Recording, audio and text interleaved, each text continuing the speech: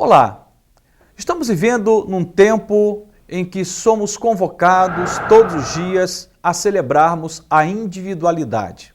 Um tempo meio de contradições, um tempo, por exemplo, em que estamos conectando ou nos conectando a milhares de pessoas através das redes sociais, da internet de uma forma geral, das muitas formas de mídia.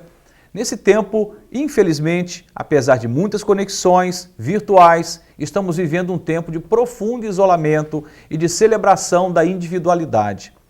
Mas isso nada tem a ver com o projeto de Deus. O que Deus tem colocado na sua palavra como direção para nós é de que há uma necessidade, e essa necessidade ela é para qualquer geração, que é a necessidade de rompermos com nós mesmos, irmos para além de nós mesmos, e incluirmos na nossa agenda de vida, nas nossas prioridades, alguém além de nós. Significa que Deus nos convida a partilharmos e a compartilharmos, ou seja, uma partilha que é recíproca, em que você tanto socorre como é socorrido, tanto ora como recebe oração, tanto acolhe como é acolhido e assim por diante. Quero começar nesse momento lendo um texto da Palavra de Deus que vai trazer aqui essa base para essa breve reflexão sobre o valor da partilha. Está registrado em Gálatas, capítulo 6, versos 2 e 3. Diz assim a palavra de Deus: Levai as cargas uns dos outros, e assim cumprireis a lei de Cristo. Porque se alguém cuida ser alguma coisa, não sendo nada, engana-se a si mesmo.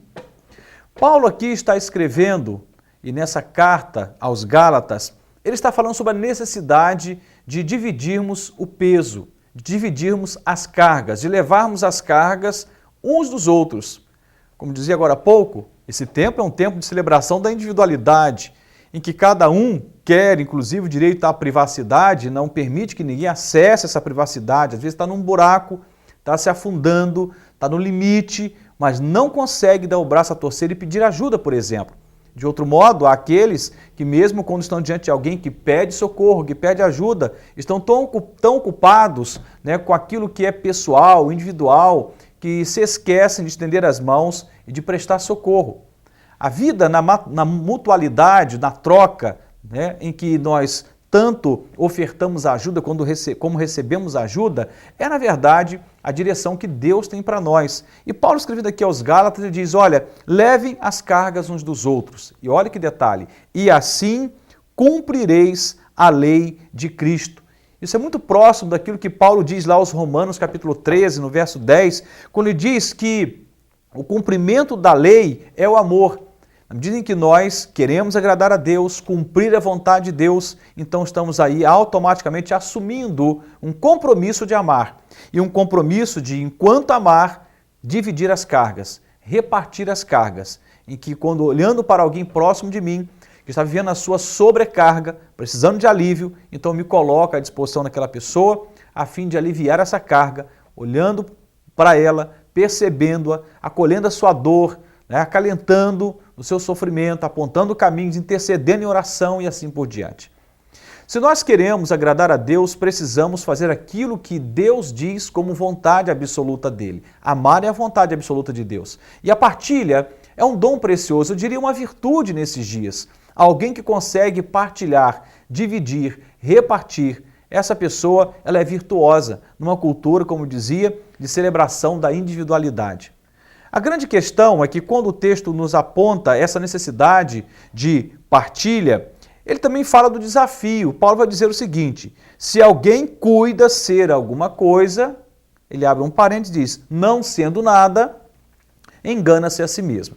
Mas o fato é, a maioria de nós, se não todos nós, em algum momento da vida, nos sentimos alguma coisa, nos achamos demais. Achamos que estamos acima do bem e do mal, e quando nós estamos muito cheios de nós mesmos e automaticamente vazios de Deus, dificilmente iremos conseguir julgar a causa alheia como necessária. Iremos julgar a nossa causa como prioridade sempre, mas nunca do outro. E nesse momento, Paulo dá como que um puxão de orelha dizendo, olha, você que acha que é alguma coisa, você não é nada. O que ele está dizendo aqui? Ele está nos colocando no lugar em que nós precisamos assentar e ocupar, que é o lugar da nossa insignificância humana. Todos nós somos pó, eu e você. A Bíblia diz que nós viemos do pó ao pó tornaremos. Nascemos sem nada, viemos nus a esse mundo. Adquirimos algumas coisas, mas ao voltar para lá, voltamos sem nada. Fica tudo por aqui. Em última instância, não somos nada. E o que dá significado à nossa vida, o que dá sentido à nossa existência, é exatamente a medida em que usamos essa vida para reparti-la, para partilhar, para socorrer, para apoiar. E Paulo então nos mostra esse desafio. E esse desafio não é um desafio pequeno. É muito fácil você matar, entre aspas, a palavra matar, aquilo que não é você. Você matar alguém, matar o sonho de alguém, matar a vontade de alguém, mas matar a si mesmo. Você conseguir liquidar com a sua vontade particular, pessoal, via de regra egoísta, medíocre, pequena, para socorrer alguém, isso na verdade é um milagre e isto é obra de Deus. Paulo deixa bem claro, não somos nada e se achamos que somos alguma coisa, estamos vivendo um engano, é um grande engano. E por que ele aponta isso? Porque via de regra, quando nos sentimos alguma coisa, iremos comprometer essa virtude da partilha, do carregar as cargas uns dos outros, simplesmente por causa de um detalhe. Se eu estou cheio de mim e, por exemplo, estou precisando de socorro, eu não vou admitir essa solicitação de socorro, porque sou bom demais para dar o braço a torcer, sou importante demais, ou sou bem resolvido demais, ou sou forte demais, ou sou inteligente demais para dar o braço a torcer e pedir socorro a alguém. Então, pessoas muito cheias de si dificilmente pedem socorro, raramente pedem ajuda. Portanto, acabam não conseguindo entrar nesse caminho da partilha, do partilhar a dor, partilhar o fracasso, partilhar as dificuldades, os medos, as dificuldades as mais diversas. De outro lado, quando você está muito cheio de si e alguém te pede socorro, você está muito ocupado com você para dar atenção a alguém. Por que parar aquilo que é importante para você para socorrer aquilo que é importante para o outro? Não, minhas prioridades têm a máxima importância e aquilo que é do outro é do outro. Cada um faz, a juízo de valor próprio e resolve seus próprios problemas. Isso é um grande dilema na fé cristã, porque se nós nos chamamos de cristãos, se nos identificamos com a fé cristã, nós precisamos matar esse ego inflado, essa soberba dentro de nós, chegar à conclusão que não somos nada e automaticamente sairmos do engano para que então possamos levar a carga ou as cargas uns dos outros. É muito mais fácil quando nos identificamos como pó, como barro, como frágeis, como humanos, débeis, carentes de amor, carentes de graça, carentes de misericórdia. Se nos colocamos assim, certamente não será difícil prestar socorro e não será difícil receber socorro. O partilhar é uma dádiva divina, é um privilégio. Ao longo da vida, nós conseguimos angariar recursos, acumular alguns bens, mas o bem mais precioso é quando ao final da vida você olha para trás e descobre que você marcou a vida de alguém, porque um dia você chorou com ele, abraçou, aconselhou, apoiou, socorreu, ou, de outro modo, você olhando para trás descobre que um dia alguém marcou a sua vida fazendo a mesma coisa, te amando, partilhando esse momento de dificuldade que um dia você passou. Isso é patrimônio para a vida toda, eu diria, isso vai para a eternidade, como um grande legado espiritual. Nós precisamos aprender o caminho da partilha.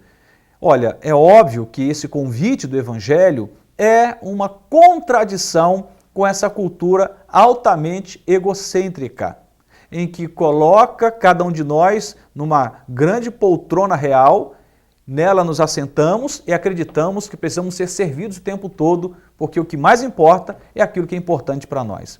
Não é assim que a Bíblia diz. Aquilo que é importante para nós também precisa ser defendido, mas eu não posso esquecer de que uma mão estendida, um ombro cedido, os ouvidos emprestados podem fazer toda a diferença na vida de alguém. Até porque, na vida, a vida dá muitas voltas. Há momentos em que você vai precisar dar socorro, porque alguém vai te solicitar. Há outros momentos em que você vai precisar receber socorro, porque você também tem seus momentos de dificuldade.